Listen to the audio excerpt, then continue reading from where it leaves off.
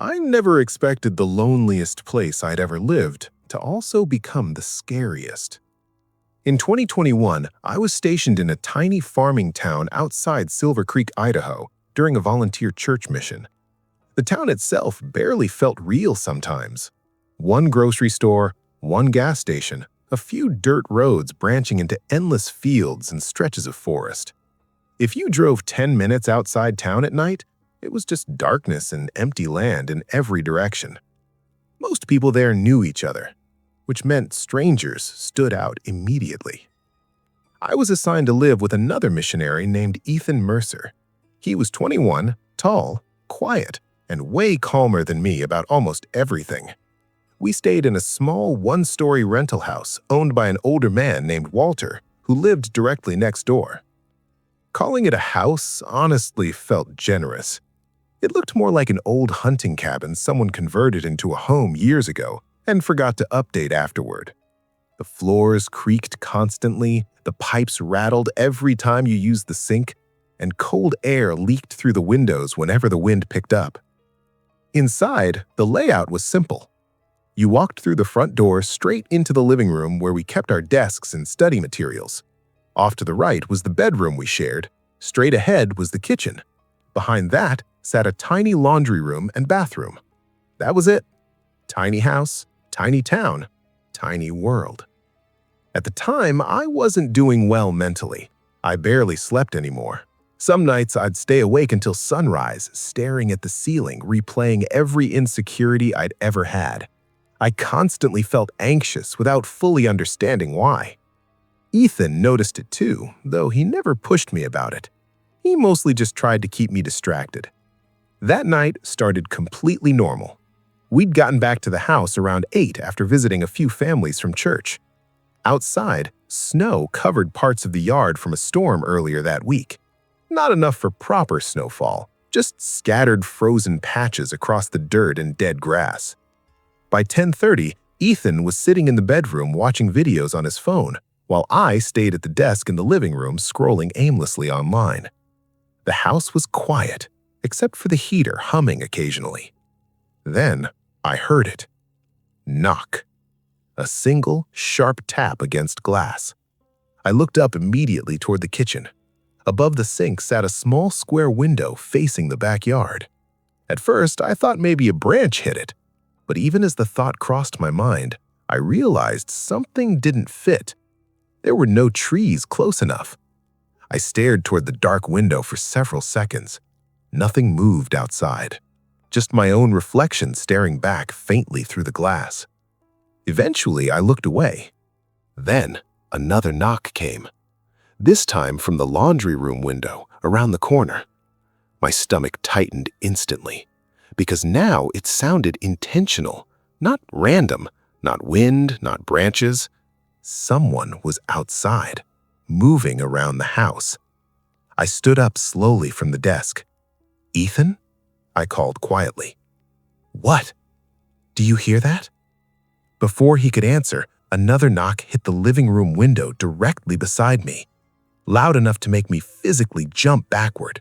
I caught only the briefest glimpse of movement outside the glass before instinct took over, and I rushed into the bedroom. Ethan sat upright immediately when he saw my face. "What happened?" "Someone's outside." The words barely came out properly. Another knock interrupted us, this time from the front door. 3 slow taps. Knock, knock, knock. Every hair on my arms stood up. We both stared toward the bedroom door, listening. The knocking came again, slower this time, like whoever stood outside knew we were inside listening carefully. Ethan grabbed one of the kitchen knives we kept near the microwave and handed me another. I remember how ridiculous it felt standing there holding a tiny steak knife while somebody circled the house outside. "What do we do?" I whispered. Neither of us wanted to call police immediately, not because we thought it wasn't serious, but because we lived so far outside town that response times were terrible. Walter once told us deputies could take 40 minutes or longer to reach some properties out there. Then Ethan remembered the landlord. He grabbed his phone and called Walter while we stayed locked inside the bedroom. As Ethan explained the situation quietly, the knocking stopped entirely. That silence somehow felt worse, because now we didn't know where the person had gone. I kept staring toward the bedroom window, expecting a face to suddenly appear through the blinds. And then it happened. Tap. Directly against the glass, inches from my head. I nearly dropped the knife. Whoever stood outside had moved silently around the house while we were distracted. The blinds remained closed, but I could practically feel somebody standing there, separated from us by thin glass. Ethan cursed under his breath while talking to Walter. "He's coming over right now," he whispered after hanging up. We waited in complete silence after that. No more knocking, no more footsteps, nothing. I kept imagining someone crouched outside the bedroom window, listening to us breathe. After several long minutes, finally, headlights swept across the front yard. A truck pulled into the driveway. Then came Walter's voice outside. "Boys, it's me." Neither of us had ever opened a door so fast. Walter stepped inside holding a shotgun and wearing boots over pajama pants like he'd rushed out immediately after our call. "You see anybody?" Ethan asked. Walter shook his head. "No, but I did pass a pickup speeding away from the road out front." That immediately made my stomach sink, because it confirmed this wasn't random noise. Someone really had been outside, watching us. Walter helped us search the property with flashlights. The cold outside hit hard enough to make my lungs ache. We circled the house slowly, beams of light cutting across patches of snow and dead grass. And then Ethan spotted them first. Footprints. Fresh ones. Clear boot prints pressed into the snow behind the kitchen window. We followed them carefully. The tracks circled almost the entire property. Kitchen window, laundry room, living room, front porch, bedroom window. Whoever was out there walked around the house slowly, checking every single room, watching us. The worst part was realizing there was only one footprint. One person did all of that, alone. Walter offered to stay a while, but eventually he returned home after making us promise we'd call immediately if anything else happened. Ethan locked every window and door again, while I sat on the edge of the bed, unable to stop staring toward the blinds. Neither of us slept much. Around 2 a.m., I finally started drifting off. Then came another knock. Soft, from the kitchen window, again. The knock came again from the kitchen window. Soft, slow, almost polite. Ethan sat upright instantly beside me while I stared toward the darkness outside the bedroom door. Neither of us spoke for several seconds. Then, another tap echoed through the house, this time from the laundry room window. "He's back," I whispered. Ethan grabbed his phone immediately and called Walter again, while I stayed frozen on the bed, gripping the knife from earlier. The entire house suddenly felt smaller than ever. Every wall felt paper thin. Every window felt exposed. While Ethan spoke quietly into the phone, the knocking continued moving around the outside of the house. Kitchen window, living room, front door, bedroom window, always spaced apart carefully, like whoever was outside wanted us to know exactly where he was standing at all times. Then, it stopped again. Complete silence filled the house. That silence somehow felt worse than the knocking itself, because now we had no idea where he was. I remember staring toward the bottom of the bedroom door, half expecting to suddenly see a shadow move underneath it. A minute passed, maybe 2. Then we heard footsteps outside, crunching softly through the snow. They moved across the front porch slowly. The front doorknob rattled once, not violently, just enough to test if it was locked. My heart nearly stopped. Another slow rattle followed, then silence. "He's trying the doors now," Ethan whispered into the phone. Walter told us he was already getting into his truck. Outside, the footsteps moved again, this time toward the side of the house near the laundry room. Then, another sound came, a faint metallic scraping noise, like someone dragging something lightly across the window frame. I stood up despite every instinct telling me not to. Part of me wanted to see him, to confirm this wasn't just paranoia destroying my brain. I walked carefully into the living room while Ethan stayed on the phone. Every light inside the house remained off, except for the dim glow from the microwave clock. The darkness outside the windows looked completely solid. I slowly approached the living room blinds. My hands shook so badly I almost couldn't separate them enough to peek through. At first, I saw nothing, just snow patches reflecting moonlight. Then, movement. A man stood near the edge of the yard facing the house, completely still. He wore a dark hooded jacket and jeans. Even from that distance, I could tell he was watching the windows carefully. I stumbled backward immediately. "He's still out there," I whispered. Ethan looked pale now too. "How close?" "Near the road." We both listened carefully after that. The man didn't knock again, didn't move closer, but every few minutes we'd hear faint footsteps crunching outside somewhere around the property, circling, watching, waiting. Finally, headlights appeared again outside. Walter's pickup truck tore into the driveway much faster this time. The moment the headlights swept across the yard, the footsteps stopped completely. Walter jumped out holding the shotgun again. We rushed outside to meet him. "You see him?" Walter asked immediately. I pointed shakily toward the road. He was standing over there." Walter raised the flashlight and scanned the darkness beyond the property. Nothing. No movement. No person. Just empty snow-covered fields stretching toward the tree line. But then, Walter noticed something. Fresh footprints again, this time much closer to the house. The tracks passed directly beneath the bedroom window. Walter followed them carefully with the flashlight, while Ethan and I stayed close behind him. The footprints circled the house twice before heading toward the road. And there, near the ditch beside the gravel road, tire tracks cut sharply through the snow. "A truck was parked here," Walter muttered. The realization hit me hard.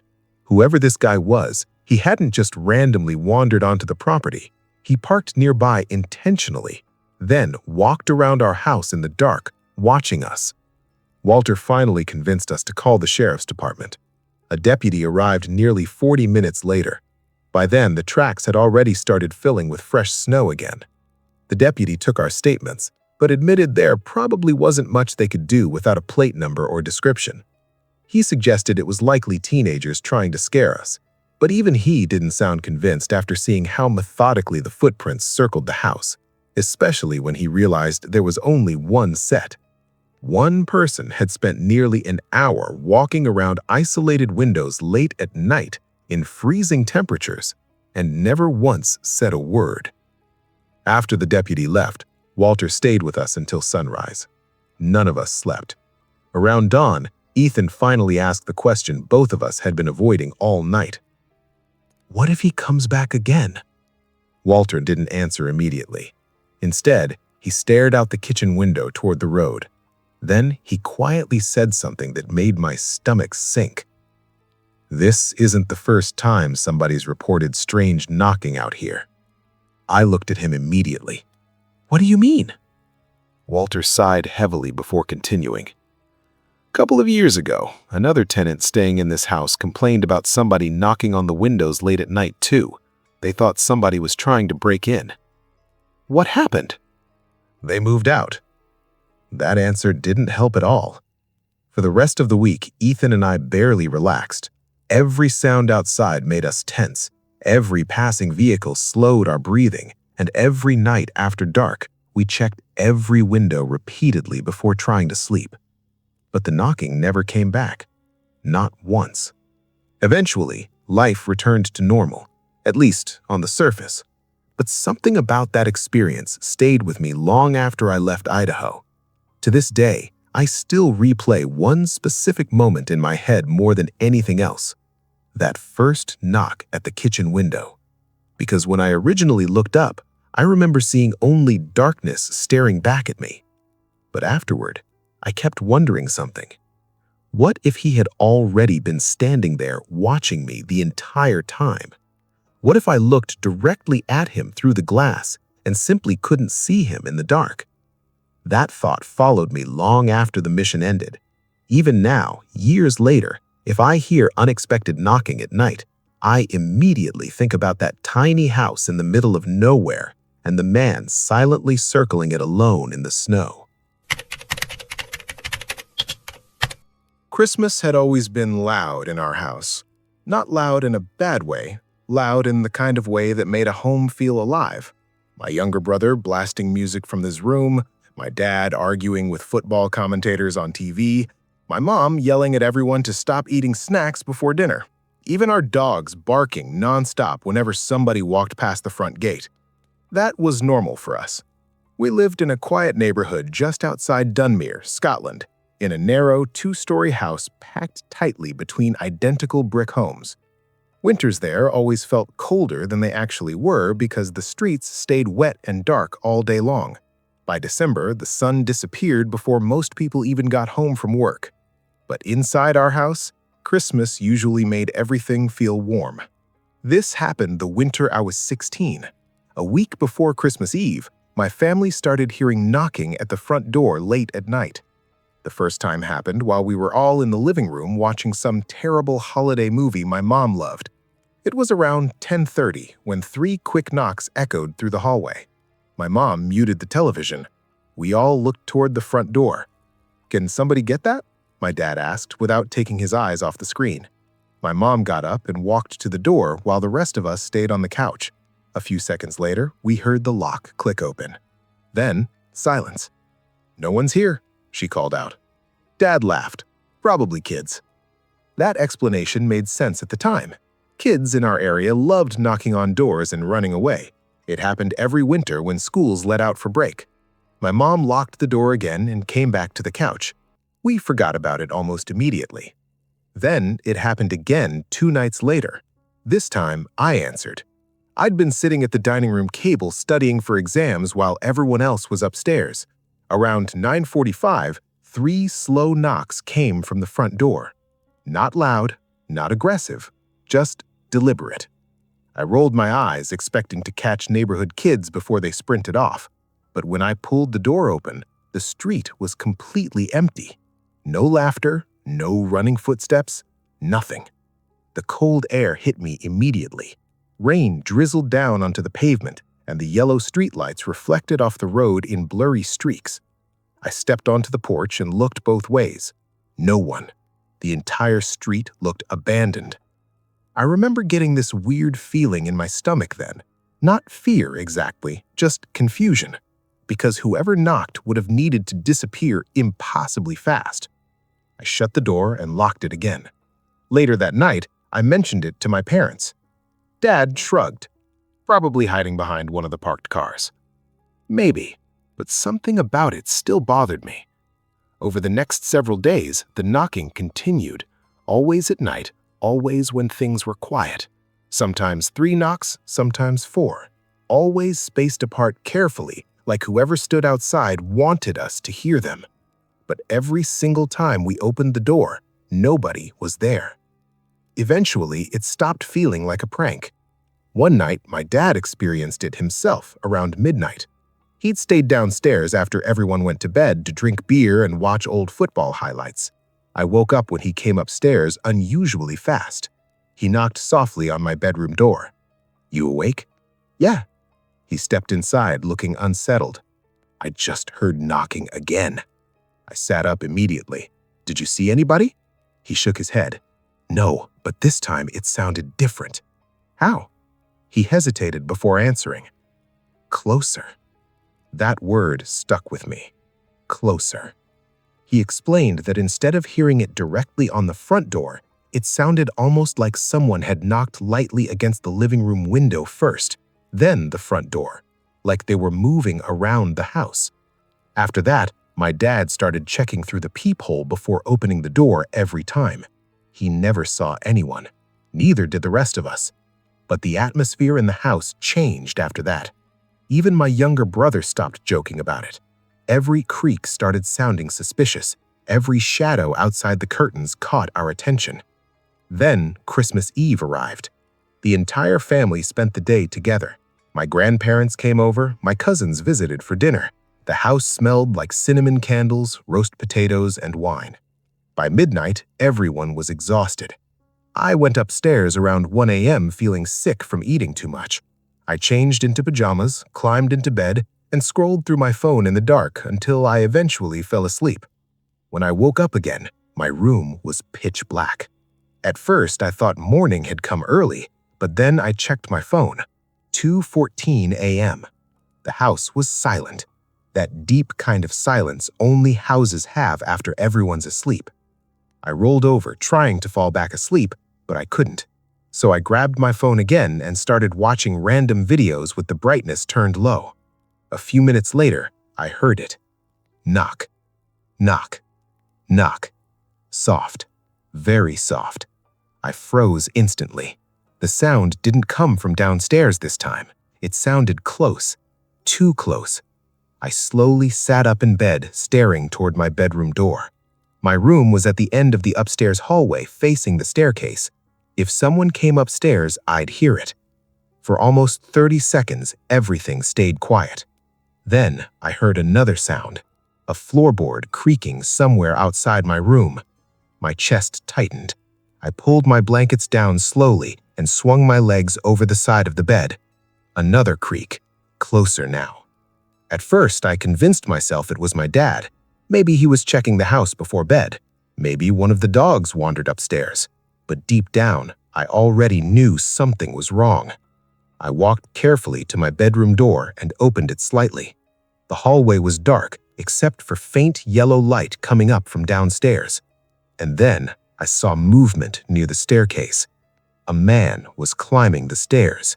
Not my dad, not anyone I recognized. A stranger.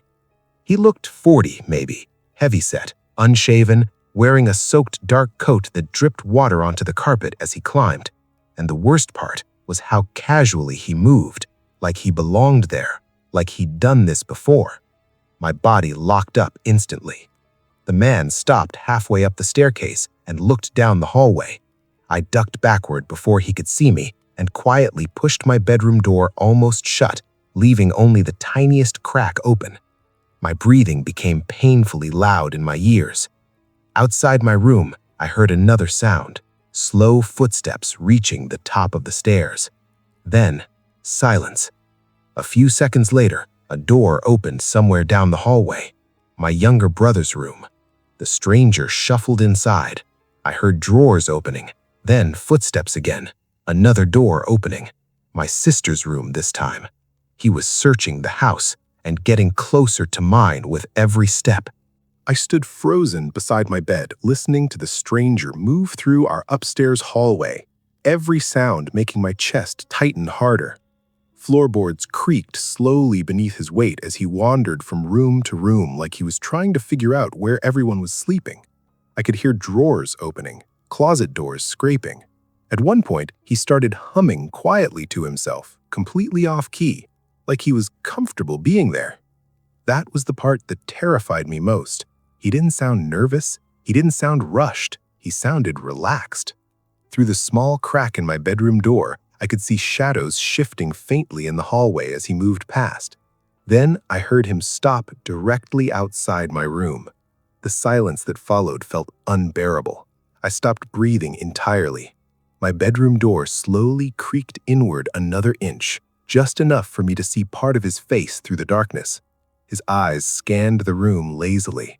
I immediately dropped lower beside the bed, terrified he'd spot me. For several seconds, he didn't move. Then, suddenly, another sound came downstairs. One of our dogs barked loudly. The man stepped away from my door almost immediately and walked back toward the staircase. I waited only long enough to hear him disappear downstairs before finally moving again. My legs felt weak as I rushed into the hallway and sprinted straight for my parents' bedroom. I shoved the door open and shook my dad awake so hard I nearly knocked his glasses off the bedside table.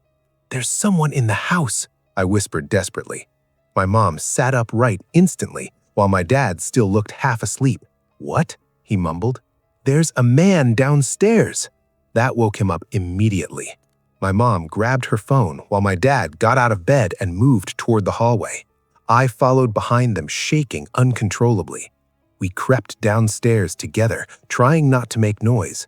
The entire first floor was dark, except for the dim glow of Christmas lights still plugged in near the fireplace. And sitting on our couch, beneath those blinking colored lights, was the man. He had one of my dad's beers open in his hand and another sitting on the coffee table beside him. Muddy footprints tracked across the carpet behind him. He looked up slowly when he noticed us standing there. His expression changed from confusion to irritation almost instantly. "Who the hell are you people?" he slurred. My dad stared at him in disbelief. "This is my house," he snapped. The man shook his head aggressively. "No, it's not." His words dragged together badly. He was obviously drunk or high or both. "I used to live here," he muttered while looking around the room. "This is my place." My mom immediately dialed emergency services while my dad stepped closer to the couch. "Get up," he ordered, "now." The stranger ignored him completely and took another sip from the beer. "You need to leave," my dad shouted, louder this time. The man suddenly slammed the bottle down hard enough to make everyone jump. "I said this is my house," he yelled back. My younger brother had appeared halfway down the stairs behind us, looking terrified. My sister stood behind him, crying quietly. The stranger noticed them too and pointed vaguely toward the staircase. "Those aren't supposed to be there," he mumbled. Hearing him talk about us like that made my stomach turn. My dad finally lost patience and grabbed the man by the arm, trying to yank him off the couch. The guy resisted immediately, dead weight and surprisingly strong. The two of them struggled awkwardly for several seconds before my dad managed to drag him partially upright. The man started cursing loudly and knocking things over, while my mom screamed for him to get out. Eventually, my dad forced him toward the side entrance near the kitchen and shoved him outside into the freezing night air. The door slammed shut behind him. We all stood there, breathing hard, waiting to hear him leave. Instead, a few seconds later, something smashed violently against the front window. Glass exploded inward across the living room floor. My sister screamed. The man had punched his arm directly inside the shattered opening beside the front door, grinning wildly at us. Christmas lights reflected off the blood running down his sleeve. "I know you live here now, but this was my house first."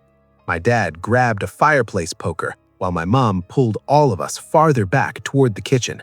The stranger kept yelling incoherently, threatening us, saying he knew our faces now and promising he'd come back. Then, just as suddenly as he exploded, he staggered away into the darkness. We could still hear him shouting farther down the street while we waited for police to arrive. Officers showed up around 10 minutes later and searched the neighborhood while taking statements from all of us.